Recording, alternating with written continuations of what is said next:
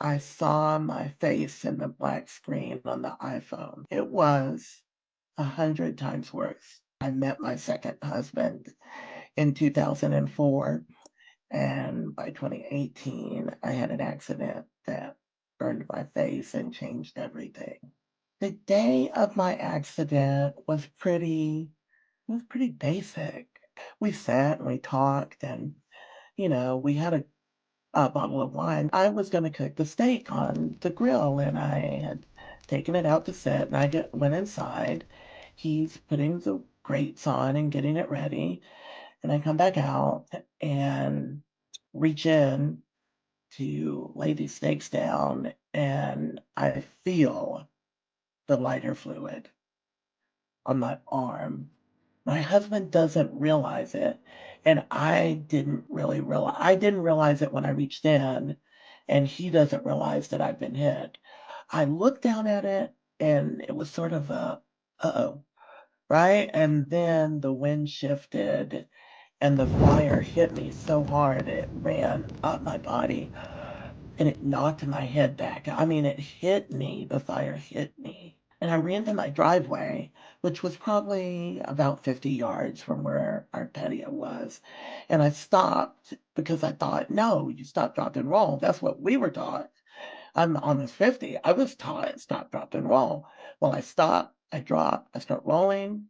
And I didn't know at the time that stop, drop, and roll doesn't work if you have accelerant on you.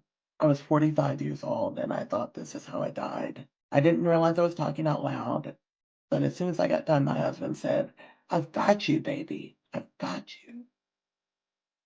Well, I didn't have any nerves, so I couldn't feel him, but he was putting me out with his jacket, so I couldn't feel what he was doing. And he's 6'4". He burned himself up to his elbows. I was confused and I was like, "Donald, I think I might have to go to the doctor in the morning." And he was like, "No, baby, I dialed 911." And I was like, "Oh," because I was just gonna go lay down. I would have just gone lay down and died. I looked up at my husband, and the look on his face was one like I had never seen before. And the thing is, when the paramedics and policemen, my husband couldn't go with me. He had to get in his own ambulance because his burns were not like mine, like first degree, but he still had to go in the ambulance and get them cleaned and go to a different hospital in the ambulance. And then the nightmares and the dreams began. I couldn't hear people talking in the room, but I was living a life in my mind or outside my body. I don't know how to describe it. I was looking for my family. I know there's someone that comes to hurt me every day on my chest. I know now I was probably hearing the nurses come in that do the debridement, and it was my chest that was hurting me the most, apparently, because that's what was in my mind. Even with the paralytics and the fentanyl and all the stuff they give you to put you in a medically induced coma, I could feel it. That went on for 2 months. And then they had done while I was in the coma, they were doing skin graft surgery. So they were replacing the skin on my arms and my back and my face. Again, the whole entire face. All of this is from my legs and lower body. When I finally got awake enough, there was just my husband. He was kissing my face, saying, I'm sorry, baby, but you made it. You made it. You did so good.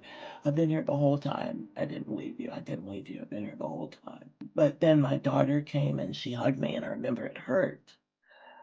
I couldn't see anything yet. They had left the stitches in my eyelids because my eyes don't close all the way. So my eyes were stitched shut, and I really didn't know what was wrong. Like, am I blind? Like, what is happening? Right? But because you're on a lot of medication, you can't really. I knew I couldn't see, but I could hear them and I could feel them. And she hugged me and she said, "Mom, you're the strongest person I know." It's you take a tragedy sometimes and it turns into a blessing if you can see it for what it is. Once I got through learning how to walk again, and once I saw my face, that really did change things for me. And I was glad that I did look until and I saw my face in the black screen on the iPhone. And you know how people will tell you that it's the anticipation that kills you, right? It's the anticipation of gonna be so much better.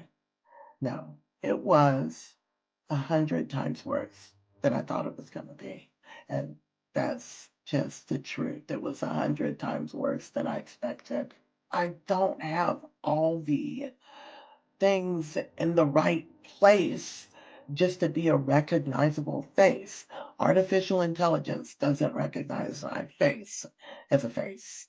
So I got the doctor, I told my husband because he was out of the room, and I couldn't see the doctor until the next day, but I asked the nurse, I was like, can they give me my face back? Can I get my face back? Burn Beauty was born. Just that thought stayed with me for a long time that I was being told. Oh God, of course I don't have the same face that I used to, but I was being told that just get used to it. You're gonna look like this forever. And I didn't have any idea what I would do. I didn't have any role models. I'm glad I had already gotten through the learning to walk again and that I was stable. As far as my husband was concerned, he would just say, I still see you. You're beautiful, baby. I still see you. Inner beauty is not a cliche, it's real. You actually see inner beauty. We had just spent 6 months in a hospital room together, and I was completely vulnerable. He was helping me roll over so they could, wipe my bottom, just basic things. I hear now from so many ladies who will say, thank you so much for what you do. Because beauty, that's not what beauty is. We're going to redefine that. My friend Miriam told me, things have changed. Go look in the mirror. Go look at yourself. And she said things have changed. And I had started dabbling in makeup. And I went and I put my makeup on. And I posted to my Facebook friends who hadn't seen me in 2.5 years. And I posted a picture and said, I was burned. This is my new normal. And that was the first good feeling I had had in 4 years about anything I had done. And it was like, wait a minute, right? By telling my story, that helped someone else. And people really enjoyed what I was saying and people really connected with it. And it wasn't just the burn community.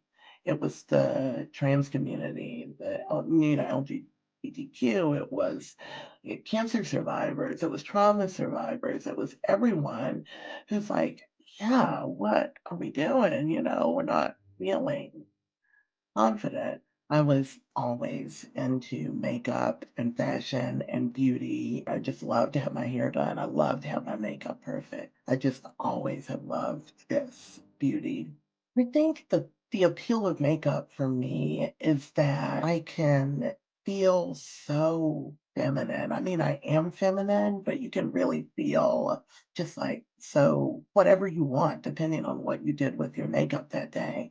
And now I'm better at going out without makeup, believe it or not. Now that my face has been burned, I would never have gone out without makeup before.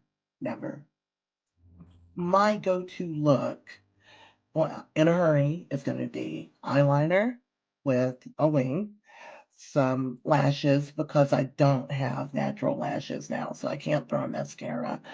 If I had lashes, I would throw on mascara. And then a red lip. If you can't do anything else, if you hit those things and a blonde wig or whatever wig and a pair of sunglasses, you're a diva. You're done. Um, what I was trying to convey to my sisters and to my gentlemen, to anybody. It's about time that we see our value, that we see our beauty. Then that's what I wanted to convey, and feel good about yourself. I'm on Facebook with 50,000 followers and Instagram with 50,000 followers. Right now, my biggest problem is that people are not seeing my stars and they think I've had excessive plastic surgery. My name is Burned Beauty 2018. But they're like, one lady today, plastic surgery should be against the law. And I won't even say anything. I'll just send them a link to my episode of like a documentary. Tanya Meisenbach is wondering why I can't walk down the catwalk somewhere just because 'cause I'm a little curvy and I'm 49 and I've got some burns. I wanna do that. I have goals. I want to do public speaking. I do have makeup, so I want to have some sort of big presence in the makeup world, especially since I can represent burn survivors or people with scars because we see all the beautiful people in the makeup industry, and they're just that. My main goal was to leave a legacy when I'm gone. I still want the Burn Beauty Foundation to be helping burn survivors, and I hope I then have another foundation to help all survivors. If you have a problem and you message me, I will answer you. It takes some time. I'm happy to see you. Thank you so much for watching, and it's great to be alive.